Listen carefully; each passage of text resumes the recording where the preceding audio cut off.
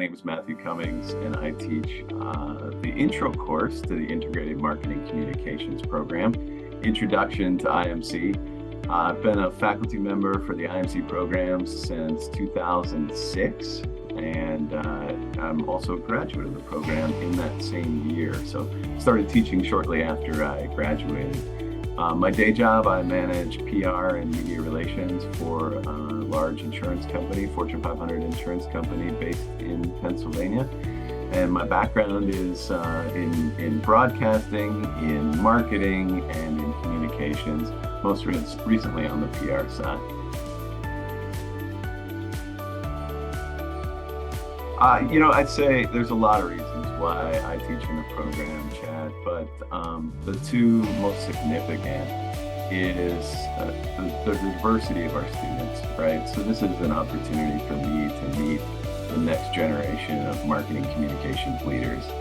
I'm fortunate to teach the intro course, and so I also get students right when they are entering the program, and as a graduate myself, really take that responsibility seriously to not only help introduce them to the concepts of IMC, but also get them set for success in the rest of their graduate study. And the second reason is it helps keep me sharp. I often tell students in the first week of the class that I'm going to learn as much from them as they are from me and from the course materials. And that's really by design. That's how our courses are built. That interaction between students and faculty is really key to the learning, and I benefit from that as well. So at work, I have to have a development plan, an annual development plan, and teaching is actually part of that development plan for me because it really helps keep me fresh in the industry and up to date. Yeah, so, working in the field, I'm able to access a lot of different resources. And so I bring stories from work into the classroom for discussion. Those can be things that went well. Those can be things that maybe didn't go as well as we had originally hoped.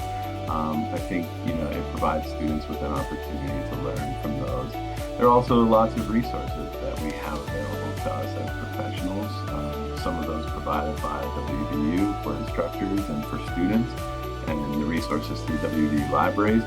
Others are just things that I come across professionally. So, one example, I often share rating information when we talk about media planning for the previous night's television programs and networks within the class, and students often express surprise at seeing one of their favorite shows rating really high or rating very poorly.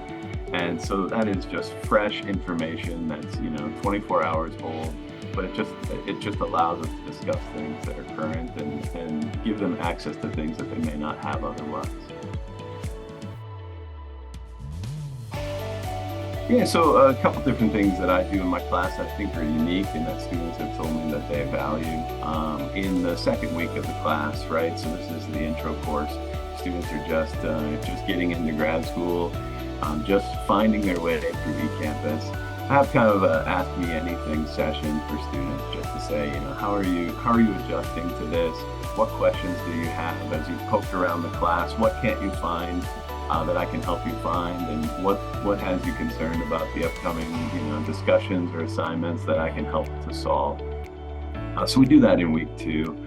Another thing that I do is more toward the end of the course, but then I share it in the following course, is ask students who are just wrapping up.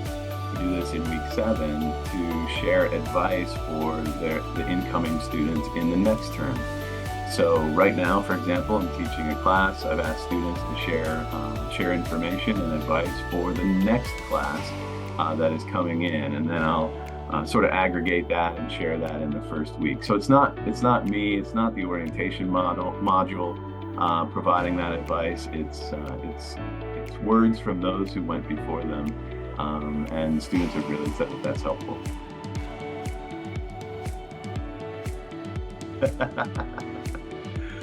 So you know me too well for this question. So I often tell people that I have 3 college degrees. I have a bachelor's, I have a master's, and when I was younger, I graduated from clown college, and I know that my wife is going to someday watch this video somewhere and say, "Why the heck did you admit to that?"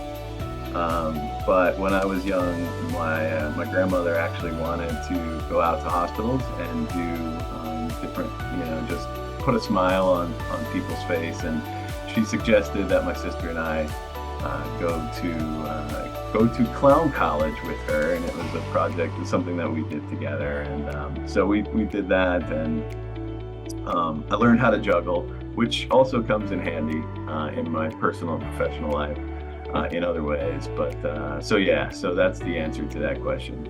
Thanks for asking that one.